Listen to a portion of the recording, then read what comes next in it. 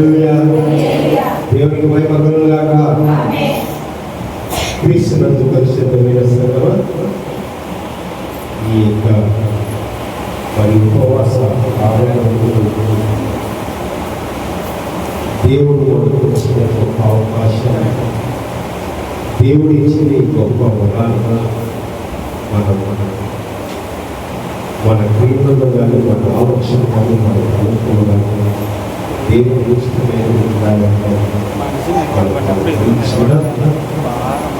వాక్యం కళలోంచి పాటించిన కృపాసత్య సర్వాధికారి నిత్యము పరిశుద్ధులు పరిశుద్ధులు పరిశుద్ధులు అని కొనియాడబడిన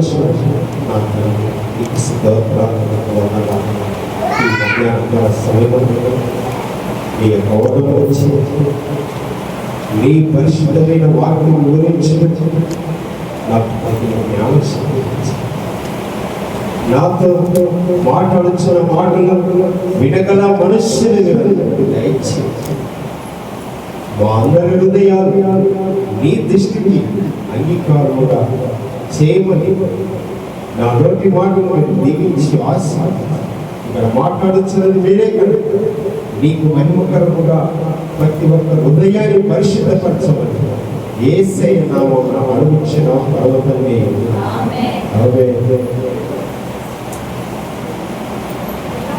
క్రీస్తునందు పరిశుద్ధమైన సంగమా, అపోస్తలుల కార్యములు 8వ అధ్యాయం 21వ వచనంలో చదివితే, అపోస్తలుల కార్యములు అపోస్తలుల కార్యములు 8వ అధ్యాయంలో మరి 17వ వచనంకి మన 14వ వచనంకి మనం చదువుకుంటే, అక్కడ సమరయ వాడు దేవుని వాక్యం పేతురును యోహాను వారు మీరు వచ్చి వారు పరిశుద్ధాత్మ పొందమని వారి కొరకు ప్రార్థన చేశారు. అంతకుముందు వారి ఎవరి మీద వారు సరైన యేసు నామమున బాప్తిస్మం మాత్రమే క్రీస్తునందు పరిశుద్ధమైన సంగమా. మరి ఇక్కడ యేసు ప్రభువు అనేకమైన శిష్యులుగా 12 మందిని ఏర్పాటు చేసి అక్కడ ఆ యొక్క యెరూషలేము పట్టణము, ఆ యొక్క యెరూషలేము చుట్టుపక్కల గ్రామాలను మరి వాక్యమును, దేవుని వాక్యమును, ఆ దేవాది దేవుని ఆశ్చర్య కార్యాలు ఎవరు చేశారు? దేవుడు చేసిన, యేసు ప్రభు చేసిన కార్యములు ఈ యొక్క అపోస్తలులు అందరూ చూసినారు. అప్పుడు 17వ వచనం, అప్పుడు పేతురు యోహాను వారి మీద చేతులుంచగా వారు పరిశుద్ధాత్మ పొంది, అపోస్తలులు చేతులు ఉంచడం వలన పరిశుద్ధాత్మ అనుగ్రహింపబడిందని సీమోను చూసి, సీమోను చదువు వారి ఎదుట దీపం పెట్టి నేను ఎవరి మీద చేతులు ఉంచును వాడు పరిశుద్ధాత్మ పొందినట్లు ఈ అధికారం నా తీయుడని అడిగారు. ఇక్కడ పేతురు, సీమోను, మరి ఈ యొక్క మన శిష్యులలో కూడా సీమోను ఉన్నారు కదా. మరి ఆ సీమోను కాదో తెలియదు, కానీ ఇక్కడ పరిశుద్ధాత్మతో, అంటే పేతురు పరిశుద్ధాత్మతో ఆయనను మనసారా స్వీకరించి ఆయన పరిశుద్ధాత్మ పొందినాడు పేతురు. ఆ యొక్క పేతులు ఎవరి మీద చేతులు ఉంచితే అక్కడ వారి గాయములను, వారి కాయలను, వారి అనారోగ్యమును ఎంబడే స్పష్టత కలిగే శక్తి ఈ యొక్క పేతులకు ఇచ్చాడు. కానీ ఇక్కడ ఎవరు అంటున్నారు? శివను ఏమంటున్నాడంటే, ఆయన ఏం పెట్టినాడు ఆయన దగ్గర? ఏమంటే డబ్బులు, వెండి, బంగారము ఇవన్నీ ఆయన దగ్గర పెట్టి, నీవు ఏవైతే చేస్తున్నావో, ఏ కార్యాలైతే చేస్తున్నావో అవి నేను నాకు అనుగ్రహించమని ఎవరిని అడిగాడు? పేతురుని అడిగాడు. ఆ పేతురు నీవు దైవమిచ్చి దేవుని వరము సంపాదించుకున్నామని తలంచుకున్నందున నీ వెండి నీతో కూడా నశించునుగా. నీ హృదయము దేవుని ఎదుట సరైనది కాదు కనుక ఈ కార్యమందు నీకు పాల్పొందు లేవు. హల్లెలూయా, హల్లెలూయా, దేవునికి మహిమ కలుగును గాక. ఏమంటున్నాడంటే, నేను ఈ యొక్క ప్రార్థన చేస్తానే నాకు శక్తి వచ్చింది, నాలో ఆశ్చర్యకాలు జరుగుతున్నాయంటే నీవు ఓర్సలేక, అంతే కదా, ఆ యొక్క సీమోను ఓర్సలేకనే ఆ యొక్క పేతురు యొక్క డబ్బులు, వెండి, బంగారంలో పెట్టి నీవు చేసే శక్తిని నాకు ఏమంటే ఎవరికి చదివి ఆ యొక్క పరిశుద్ధాత్మ పొందాలంటే, ఆయన శక్తిని పొందాలంటే మన హృదయాలు, మన ఆలోచనలు కూడా యెషయా గ్రంథము 66వ అధ్యాయం 18వ వచనంలో వారి క్రియలు, వారి తలంపులు నాకు తెలిసి ఉన్నవి. అప్పుడు సమస్త జనములను, ఆయా భాషలు మాట్లాడు వారిని సమకూర్చారు. హల్లెలూయా, హల్లెలూయా, దేవునికి మహిమ కలుగును గాక. వారి క్రియలు, వారి తలంపులు అంటే ఇక్కడ మనం పరిశీలించుకోవాలి. మన క్రియలు ఎలాంటివి, మన తలంపులు ఎలాంటివి? మరి సీమోను లెక్క చెడు హృదయం గలవారమా, చెడు నడవడి గలవారమా అంటే అక్కడ ఏమంటాడు? మీ క్రియలను, మీ తలంపులను మనం ఎవరితో ఏం మాట్లాడుతున్నాము, ఎవరితో ఎలా ప్రవర్తిస్తున్నాము. మనం ప్రతి ఒక్క రోజు దేవుని ప్రార్థిస్తున్నాం, దేవుని ఆలయంలోకి చదువుతున్నాము, చేస్తున్నాం. మన క్రియలంటే మన క్రియలు, మన తలంపులు, మన ఆలోచన ఎవరు చేస్తారంట? ఒకవేళ మనం ఇంట్లో కిటికీ వేసుకొని, వాకింగ్ వేసుకొని, చెడు మనస్సు కలిగి ఇరుగు పొరుగు వారి కొరకు వ్యసనపడి అలాంటి జీవితంలో జీవించినప్పుడు నేనైతే ఏ పాపం చేయలేదు అని కొందరు గౌరవపడుతున్నారు. ఆ యొక్క అవి కానీ వాటికంటే ముందు మన హృదయంలో ఆ చెడు తలంపులు, ఆ చెడు ఆలోచనలే మహాపాపం. అందుకే ఉన్నాడు, నీ క్రియలు, నీ తలంపులు, నీ ఆలోచనలు నాకు తెలుసు. నువ్వు ఏమేమి మాట్లాడుతున్నావో, ఏమేమి నడుస్తున్నావో, ఏమి ఆలోచన చేస్తున్నావో నాకు తెలుసు. కనుక నీవు నీ చెడు హృదయమును యెషయా ప్రవక్తలో యెషయా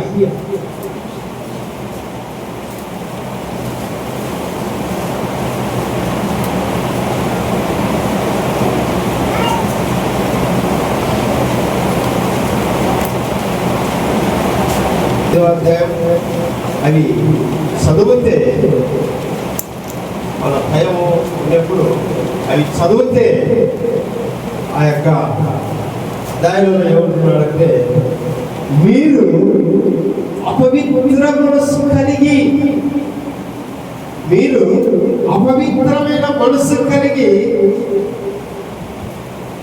నన్ను మీరు పెదవులతో ఆరాధిస్తున్నారు కానీ మీ హృదయము దూరముగా ఉంటున్నారు. హల్లెలూయా, హల్లెలూయా. దేవునికి మహిమ కలుగును గాక.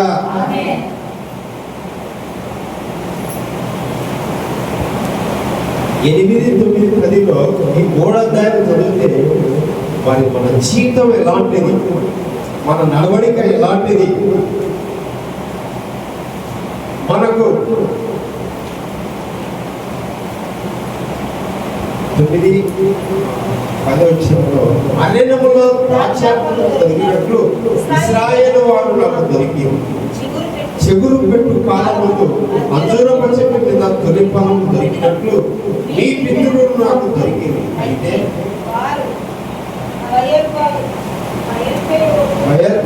వద్దకు వచ్చి ఆ లజ్జకరమైన దేవతకు తమను తమ్మే అప్పగించుకొని తాము మోగించిన దాని వలె వారు నిప్రాయములను కొట్టి ఈ పక్షు వలె ఎగిరిపోయినట్టు జననమైన గర్భంతో ఉన్నట్టు నేను గర్భం ధరించలేనను వారికి ఉండదు. హల్లెలూయా, హల్లెలూయా. దేవునికి మహిమ కలుగును గాక.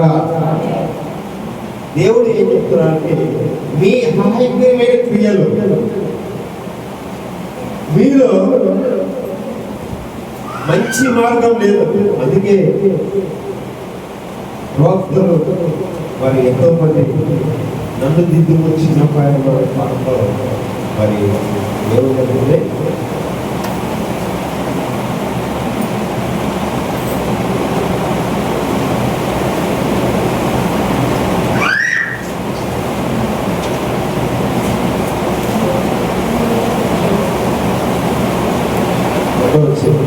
మంచి మార్గము లేదు నాలో, మరణ పాత్రుడనాయనా. మంచి మార్గము లేదు నాలో, మరణ పాత్రుడనాయనా. మేలు ముంచితోడ నైతిని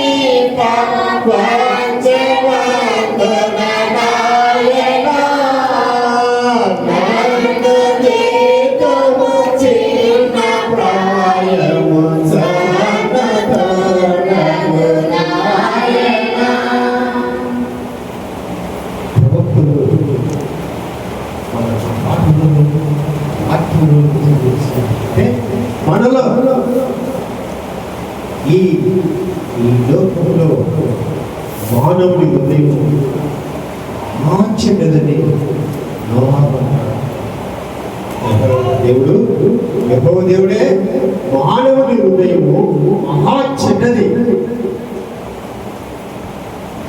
ఆ హృదయాన్ని, ఆ ఆలోచనలు, ఎందుకంటే ఈ లోకంలో ఒకవేళ మనం గట్టిగా ఎంతో భక్తితో పాటించినను సాతానైన వాడు మన పక్కన వచ్చి కూర్చున్నాడు. మన పక్కన వచ్చి కూర్చొని ఏమా నువ్వు ఏర్పాటు చేస్తున్నా ఆలోచించుకున్నా. అందుకే హృదయానికి అలవాటుపడకుండా మన ఆలోచన, మన తలపులు దేవుడికి ఇష్టమైనప్పుడు సాతానైన వాడు అనేకమైన శ్రమలు, అనేకమైన సాతాను శోధనలు.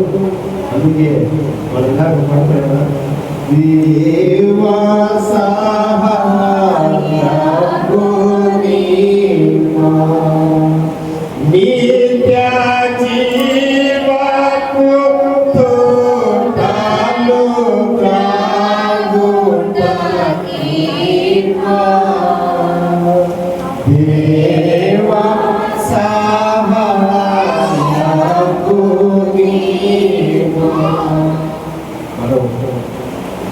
దేవుని సహాయం అంటే ఈ యొక్క పరిశుద్ధ శోధనలలో పడకుండా ఈ దేవుడే వద్దు, ఈ దేవుడే నాకు ఏం సాయం చేస్తాడని అనే స్థితికి మరి ఏబు ఎన్ని శ్రమలు పొందాడు, అన్ని శ్రమలు పొందాడు. మరి దేవుని ఎదుట తన అధికారం లేనిది ఏం చేయలేడని ఆ యొక్క సాతాను కూడా నీవు చెలివిచ్చితే అని అడిగింది. సాతాను నీవు చెలివిచ్చితే అతని ఇల్లు చుట్టూ నువ్వు అగ్నిజాల వంటి కంచె వేసావు, ఆ కంచె దానికి నీవు సెలవిచ్చితే నేను పోతాను చూడే. అప్పుడు దేవుడు సెలవిచ్చితేనే ఆ యొక్క ఏబుడు శ్రమలు నిందలు అనేకమైన చేశాడు. మరి మన హృదయం మన ఆలోచన కూడా దేవునికి ఇష్టమైనప్పుడు, దేవునికి మొదటిగా మనం ప్రార్థించినప్పుడు కూడా అనేకమైన సాతాను అడుగుతుంటారు. ఆ సాతాను దాటించి నీ రెక్కల చాటును ఉన్నట్టుగానే దేవా సహాయం ఇవ్వండి. మరి ఈ యొక్క యెషయా ప్రవక్త ద్వారా ఆయనకి ఇష్టం లేని జీవితం జీవించినప్పుడు మరి ఇక్కడ అంటున్నారు వారు 12వ వచనం, వారు తమ పిల్లలను పెంచినను వారికి ఎవరు లేకుండా అడమైన స్థలములలో వారిని పుత్రహీనులుగా చేసేదాన్ని. నేను వారిని విడిచిపెట్టగా వారికి శ్రమ కలుగును. లోయలో స్థాపింపబడిన తూర్పు వంటి స్థానముగా ఉంచుటకై ఎఫ్రాయిమును ఏర్పరచుకొంటిని. అయితే నరహత్యకులు అపహరించుటకై అది దాని పిల్లలను బయటికి తెచ్చును. యెహోవా వారికి ప్రతీకారం చేయు, వారికి నేనేమి ప్రతీకారం చేయొచ్చు? వారి స్త్రీలను గొడ్డురాలుగాను ఎడ్ల రొమ్ములుగాను వారిని గాను చేయను. నీ చెడుతనమంతటా వారి చెడుతనమంతయు ఇలాలలో కనపడుచున్నవి. అచ్చటనే నేను వారికి విరోధనైంది. వారి దోషి క్రియలను బట్టి వారిని ఇకను ప్రేమిక నా మందిరంలో నుండి వారిని వెలివేసు. వారి అధిపతులందరూ తిరుగుబాటు చేయరు. వారు ఎఫ్రాయిము వెత్తబడెను, వారు వేరు ఎండిపోయారు, వారు ఫలింపరు. వారి పిల్లలు కనినను వారి గర్భనిధుల నుండి వచ్చు సొత్తును నేను నాశనం చేసేదను.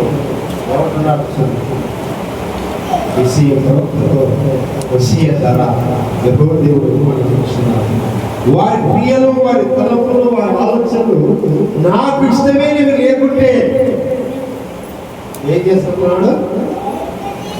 వారి కుటుంబాలను నాశనం చెప్తాడు. వారి కుటుంబాలను భూమి మీద ఉండకుండా చేస్తానండి.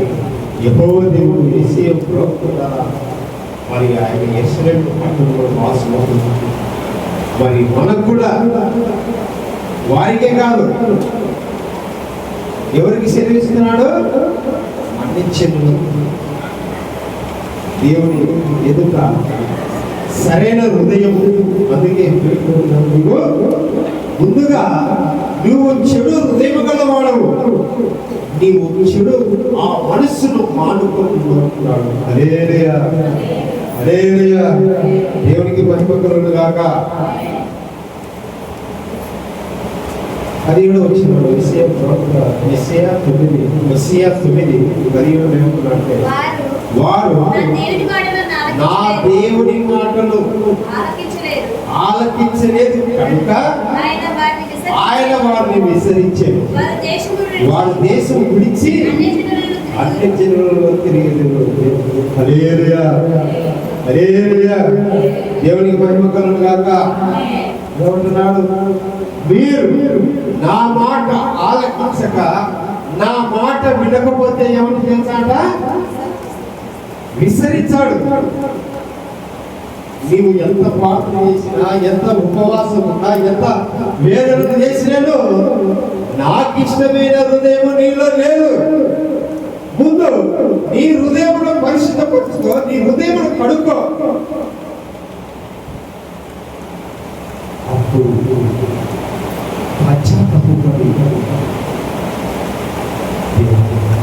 నాలో మంచి మార్గం లేదు, నాలో నా ఆలోచనలో, నా తలపులో, నా క్రియలో పాపమున్నాయా, నన్ను క్షమించమని నువ్వు కన్నీటితో ఈ యొక్క మాటలు వినినప్పుడు మన హృదయం పరీక్షించుకొని ఇంటికి పోయినాక నీ దారి ఏమంటాడు? నా దారి రహదారి. ఆ విధంగా ఎప్పుడైతే నా దారి నా రహదారిని పోయావో వల్ల నా నోటి నుండి ఎన్ను వేస్తాను, ఎవరునో కాపాడు.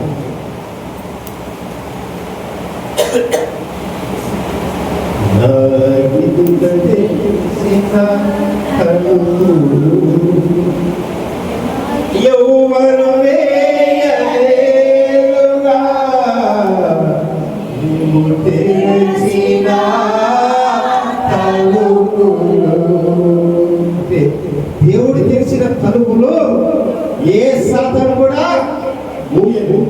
మరి దేవుడు మూసిన తలుపులు ఎవరైనా తీయగల శక్తిదా? ఆనాడు బుద్ధిని కణికలు వారి తలుపులు వేసినాక లబోదబడి బతుకుంటున్నారు. మన ఆలోచనలు, మన తలుపులు పశ్చాత్తాప పడినాక నీ మనసు మార్చుకో, నీ దేహమును ముందుగా మన హృదయాన్ని వాక్యముతో పరిశుద్ధపరుచుకోవాలి. మన వాక్యంతో పరిశుద్ధాత్మ శక్తిని పొందాలంటే మన తలపులు, మన ఆలోచన ఏమిటంటే ఈ చెడు మనసును పశ్చాత్తపడు. అప్పుడు దేవుడు అనేకమైన ఎంత పాపం చేసినాడు క్షమిస్తాడనే, నేను ఎవరిని చూడలేదులే, నన్ను ఎవరు చూడలేదులే అంటే విన్నారు కదా. ఏమన్నాడు యెషయా ప్రవక్త? నీ క్రియలు, నీ తలపులు, నీ ఆలోచనలు కూడా, నువ్వేమేమి ఆలోచన చేస్తున్నావో నాకు తెలుసు. నువ్వు ఎవరు చూడలేదని వాక్యం వేసుకుని మాట్లాడాను, పొలంలో మాట్లాడాను, ఎక్కడ మాట్లాడాను, నువ్వు ఎక్కడ మాట్లాడుతుంటే నేను అక్కడ పక్కన ఉన్నాను నాకు తెలుసు. నీవు నీ నడవడిక, నీ ఆలోచనలు, నీ తలపులు ముందుగా ఎవరో వేషధారణ చేస్తున్నారని కాదు, మనము భక్తి పరులుగా ఉండి భక్తిహీనులుగా అయిపోతున్నారంటే అది మన నడవడిక, మన ఆలోచన, మన తలపులు దేవుడికి సరైన హృదయం లేదు.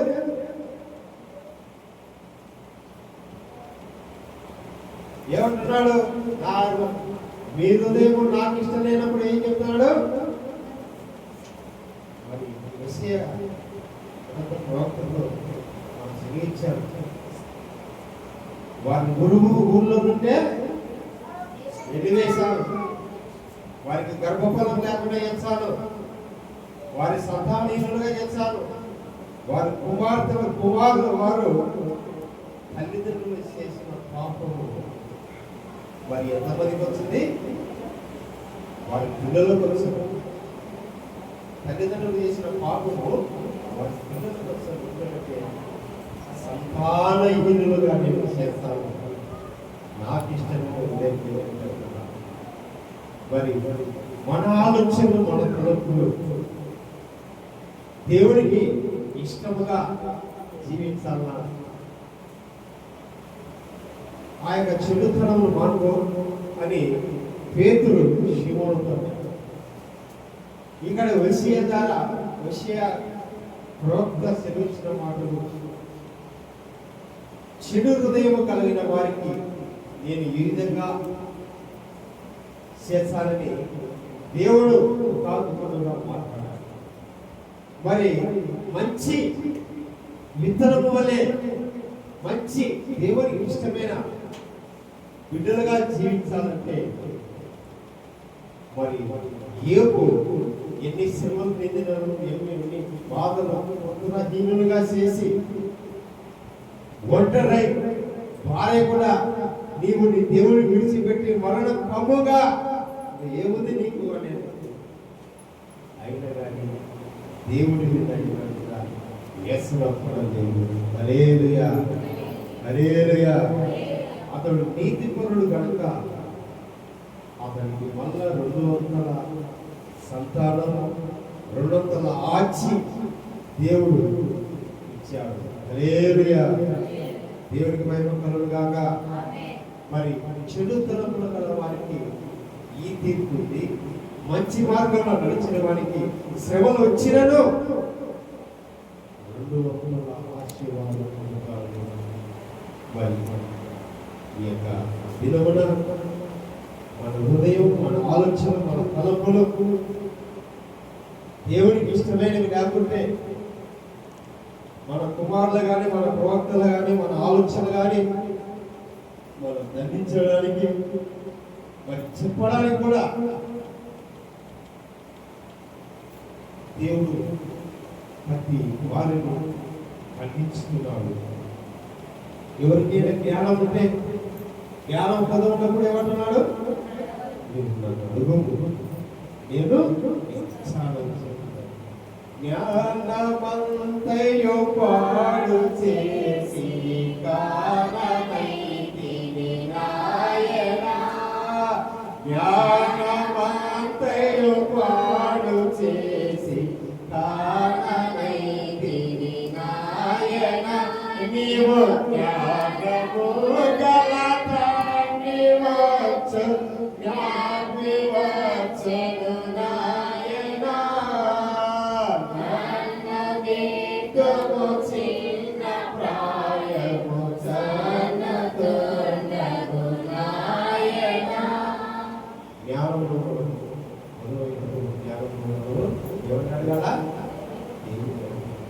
దేవుని సన్నిధిలోకి వచ్చి దేవుని అడగాల, అయ్యా నీ యొక్క సన్నిధిలో నేను అడుగుచున్నాను, నాకు సమస్తమైన జ్ఞానము కొదవు వాడును, జ్ఞానం లేని వాడును, పాపిని, దుర్మార్గుని, అలుపుని, అవిశ్వాసిని, పాపినైనా నన్ను జ్ఞాపకం చేసుకొని నీ యొక్క వాక్యసారమైన జీవితం జీవించడానికి నాకు తగిన జ్ఞానశక్తిని అనుగ్రహించమని నీవు వేకుజావున ప్రార్థన చేసుకొని జ్ఞానంలో నీ యొక్క వాక్యసారమైన జీవితం జీవించాల, నీ ఆజ్ఞకు లోబడి జీవించాల, నీతో నన్ను చేయి పట్టి నన్ను నడిపించుము తండ్రిని ప్రతి వేకుజావున మన కుటుంబాలు ముందుగా దేవునికి ఇష్టమైన జీవితం జీవించాలా, నీ ఎడల భయభక్తి కలిగే బతుకులను మాకు అనుగ్రహించి నీ ఆజ్ఞకు లోబడి జీవించే బతుకులు నాకు దయచేయము తండ్రి, నాకు నా కుటుంబానికి దయచేయమని పశ్చాత్తాప పడితే ఈ మోక్షం పాపానికి పాపం జీవితం నుండి విడిచిపెట్టి రక్షణ పొంది అప్పుడు నేను నా ఇంటి వారు యెహోవాను హల్లెలూయా హల్లెలూయా. దేవునికి మహిమ కలుగును గాక. దేవుడు చిన్న వాక్యాన్ని దీవించి ఆశీర్వదించి మరి మన నడవడికలు, మన ఆలోచన మారు మనసు పొందాలని దేవుడు ఈ దినములు ఇచ్చిన వాగ్దానములను మన హృదయములో, మన తలపులో, మన ఆలోచనలో, మన హృదయములో ఈ మాటలు శిరస్సాయిగా నా జీవితాన్ని గ్రహించుకుంటాను. కృపగల ప్రభువా, ప్రేమగల మాటలు మేమైతే చెడు హృదయం గలవారు, చెడు మనసు గలవారు, చెడు ఆశల గలవారు.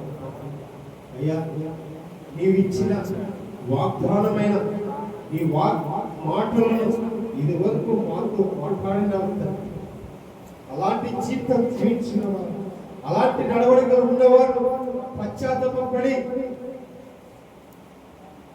నా యేసు నాకు దొరికిందని ఆనాడు పురుషత్వ సోదరి యేసు దొరికాడు నాకనే సంబరంతో పాడిన పాటలు, మరి దినమున నీవిచ్చిన మాటలను మా హృదయాలుగా ఇచ్చిన మా ఆలోచన, మా తలపులు మేము పశ్చాత్తాపపడే మనస్సును, పశ్చాత్తాపపడే హృదయాలను మాకు దయచేసి నీవు ఇచ్చిన ఆజ్ఞకు లోపడి జీవించే బతుకులు మాకందరికీ దయచేయమని నీ యొక్క పరిశుద్ధాత్మ నడిపింపు అనుగ్రహించు. నీ యొక్క పరిశుద్ధాత్మ శక్తిని మాకు అనుగ్రహించు. మేము వినువారముగా, గ్రహించువారముగా నీకు ఇష్టమైన జీవితం జీవించే ఆ శాశ్వతమైన కృపను మాకందరికీ దయచేయమని ఈ మాటలు మా జీవితాలకు ఇచ్చినందుకు మీకు స్తోత్రాలు, వందనాలు. వీరిని దీవించి ఆశీర్వదించి ఈ యొక్క వాక్య పరిచయం ఆది నిన్నంత వరకు జరిపించినందుకు మా యొక్క నిండు హృదయముతో కృతజ్ఞాస్తులు చెల్లించుకుంటూ నీ ప్రియకుమారుడు ఆలోచన యేసే నామమున అడుగుచున్నాం తండ్రి.